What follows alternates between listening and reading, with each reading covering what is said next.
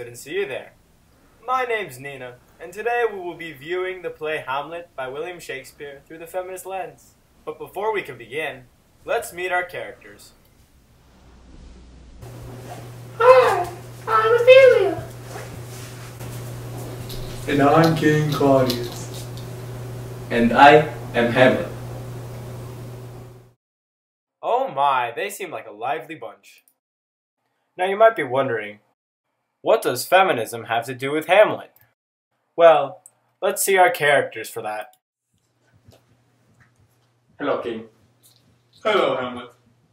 So, how about women in Hamlet? Oh, what a joke. I know, they're terrible. Well, goodbye. Okay. While this may be harsh, this view was generally accepted at the time, and even to a certain extent now. But I think Ophelia has something else to say.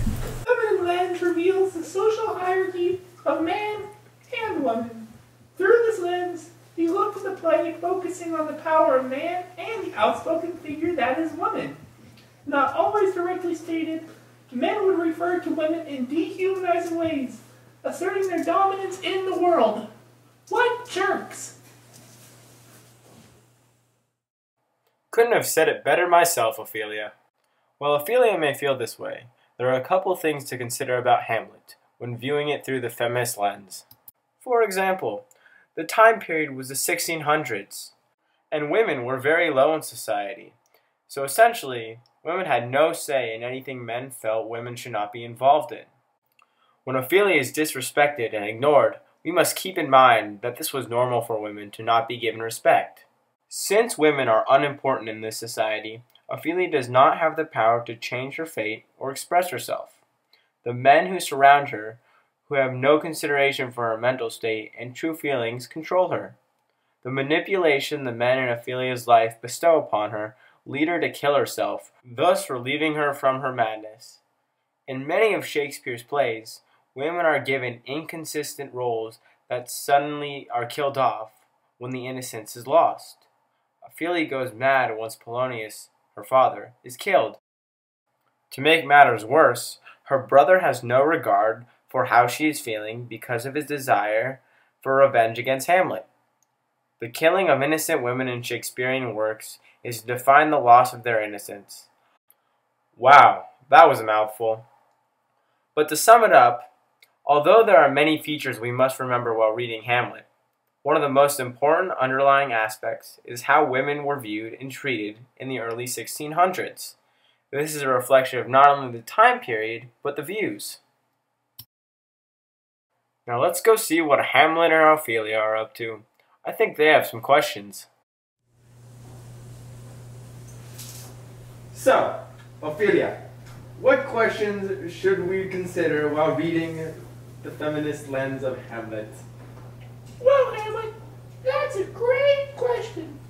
I would watch for my treatment among the men in the play, especially Polonius and King Claudius.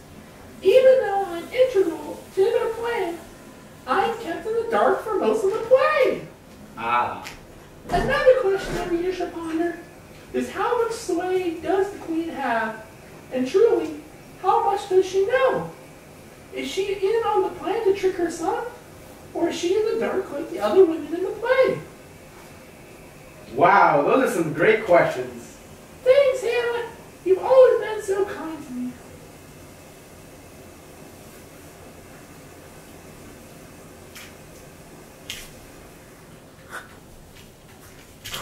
Get thee to a nunnery. What great questions to help us better understand the feminist lens. Now that we've asked some questions, and we know a little bit about the time frame and some background information, let's look at some characters. First up, we have Ophelia. Ophelia only shows up 5 out of the 20 scenes in Hamlet. However, she plays a very important role. By only showing up in this amount of scenes, it is clear that the importance of women is diminished. Male actors dominate the play. Ophelia has some qualities that serve as a Shakespearean archetype for women, such as easily manipulated, quiet, emotional, and naive. She also chooses to blame herself and those instead of those who are rightly responsible. This personifies the idea that men are always right. Even though she does not openly express so, Ophelia actually has a lot going on. But it's okay, I forgive them. Even though Ophelia is an important character, she's critiqued heavily by the feminist lens. Now that we've looked at characters, and we've learned some questions, and we've looked at the book, I think that it's time we finally analyze some scenes.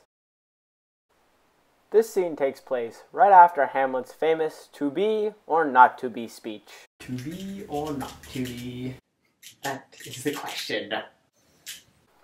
Just then, Hamlet runs into Ophelia, who is placed in the room as a pawn by Polonius and King Claudius. While they may hide, Hamlet already knows this. Hello, Hamlet. Hello, Ophelia. Hamlet quickly senses that he's being watched. Is anyone listening? Hamlet takes this as a yes and immediately blames everything on Ophelia. Where are your father? Is the king home? Yes. Well then. This makes Hamlet angry. I loved you once. But now, wise men know well enough what monsters you make of them. At this moment, Hamlet effectively abandons Ophelia. She has lost the one true love of her life.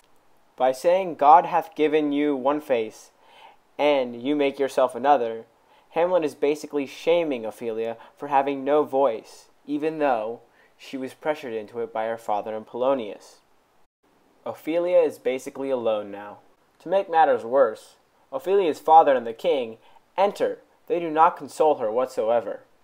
Because Ophelia is a woman, it is her civic duty to sit there and not offer any opinions on the subject, even if it is crushing her.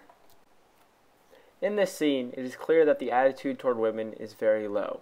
Ophelia is torn apart by 3 men and is unable to stand up to any of it. If the scene had not been viewed through the feminist lens, we would be unable to see the supremacy of man over woman. During this time, Hamlet throws many insults at Ophelia in many different forms, but all mock her gender and character, implying that not only she, but all women are weak. Heavenly powers restore him.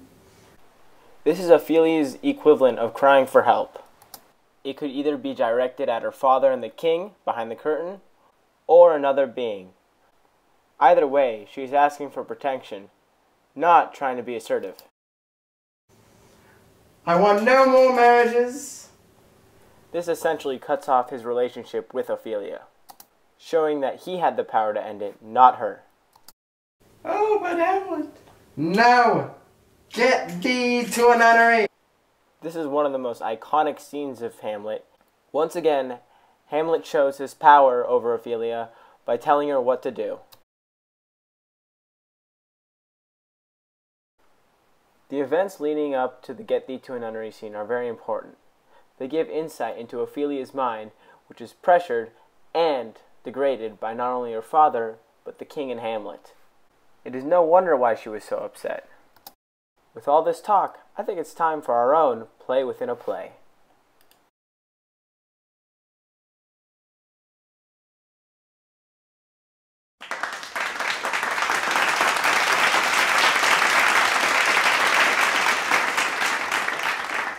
Well, hello, and welcome to our play within a play. Our cast has prepared Macbeth for you today, so sit back, relax, and enjoy.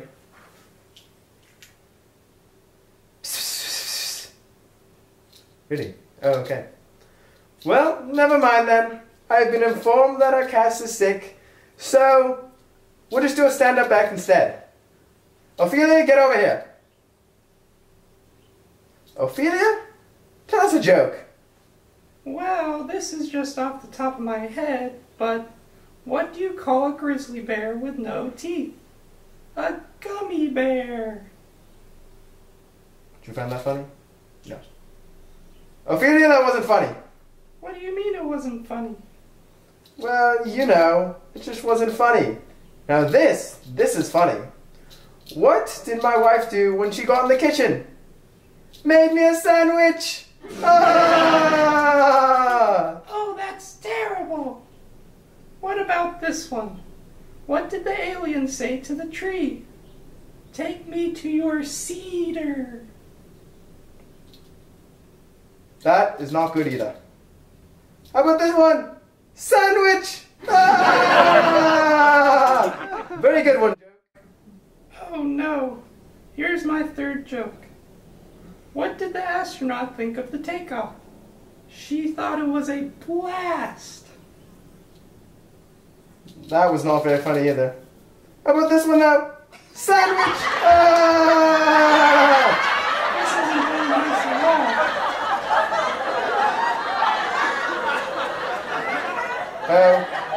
Oh well then. I thought they were good. Well, yes, I agree. They were great. Ah, thank you, Hamlet. You're welcome, King.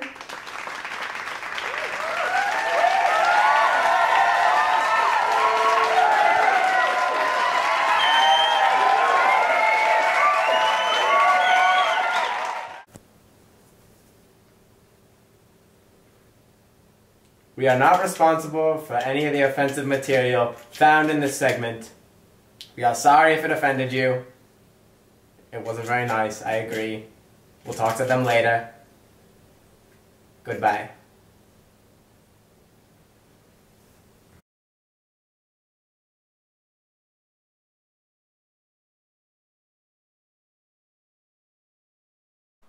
My, that was interesting.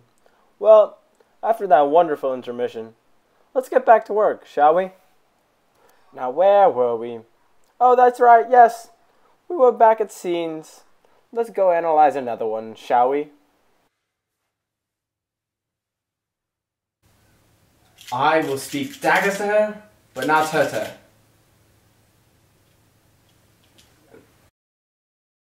This scene takes place right after the play within a play.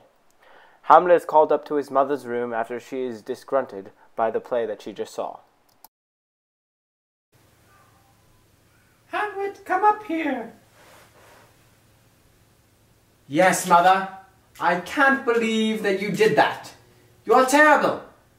I will not hurt you, but you are terrible. I can't believe you. Why would you do that?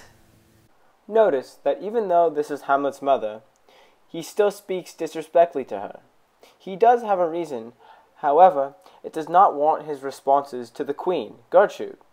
As a mother and as his queen, he should not be speaking to her like this. In reality, this is not right, but the queen does nothing to sort out Hamlet's actions.